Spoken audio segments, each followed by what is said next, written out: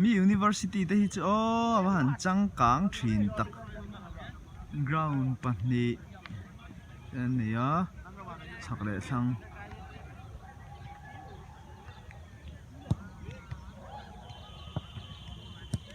mun hin nuam dalasin he lama hian level ball hi so lai so basketball khelna pahnih oma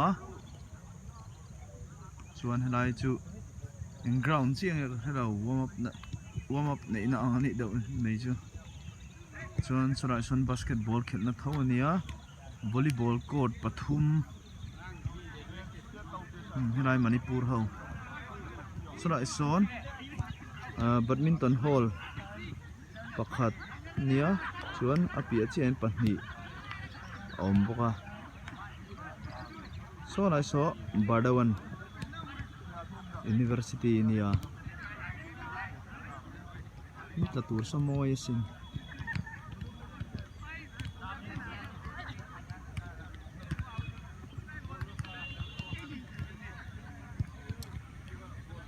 University Somruk le Pathum Velbor North East zone biga hian kanom dona chuan qualify chu mi palien qualify thenga University Somruk Pathum Vela tang chuan All India qualifying match han khel lon e chu ti hian naktuk ni som pakhat November ni som pakhat atang hian trananga hian keni chu jinglama training kan nei to wangin tailam hi chu kan resa naktuk zinga nge tlaya nge kan khel don kan la hre chi lawa chuwang chuan an relax ve da unaka ele in thau timeang ele in danglam lu tukhi kain adapt thei ri lawa a boi thaka chu chunia mizo kan boi thak ve da unna chu kan choi in ang lo lu tukhi vai ho chu in adjust ngal me ya an thilei pa ngai nia puri sabji te le an mani cho hrim hi ma se mizo chu adang lam baka thak deuh hrim a boi thak heng ho hi Cotton University boya khoi university nge Manipur mo chuan entinge ron thlen entinge in ron thlen 30 na in khel don 30 na mo Zinkara Mizoram University Naktuka Kalme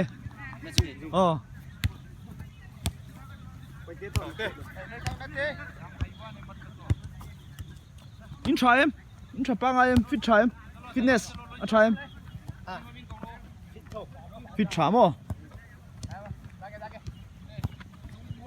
cookie paite tivelte tiang hi an ron om vere zo thina mi zo panga hi a then chu nom ve tho so dai son 7 7 a kan thlenga tia keni 5 a kan thlenga hostel 5 a lian thadeng khop me a rachi hi BIT mesra anita amuna nuam a tha lian bok a zau thal to Mizoram University campus nen hain thleng thut me la chuan nuwa mo tang ti hian ground lian thal to pahni an ne so lai son khel char theina tur mo football ngai na bik tan badminton te basketball volleyball chuan hei table tennis te po an lo host to thawa he ta po hian an thleng to thina ni chu I zone hi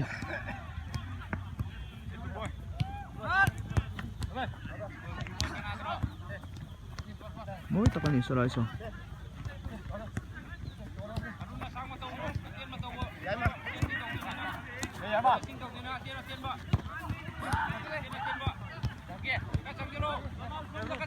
Trong mình sẽ lâu đậu nuôi anh khều luôn anh nhỉ ba heo hi ball and pet thaya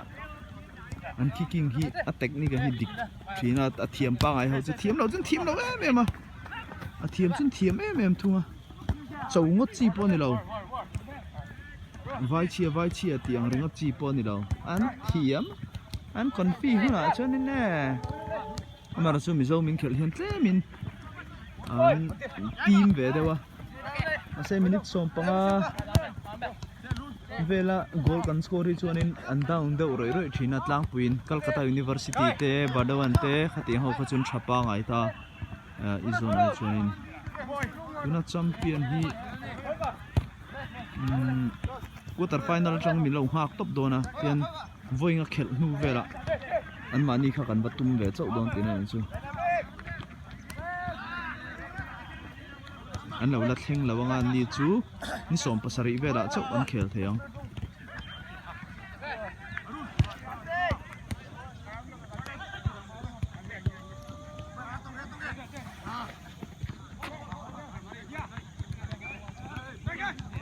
cái con nào thì hí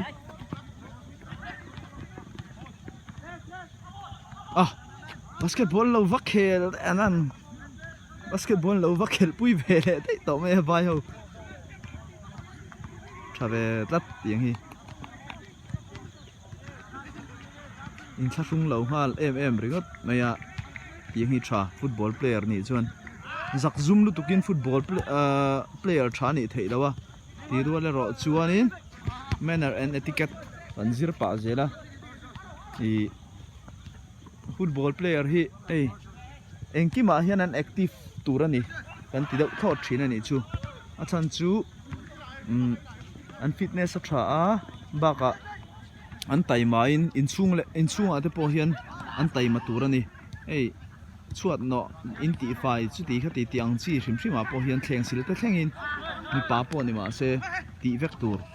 player ho shum chuan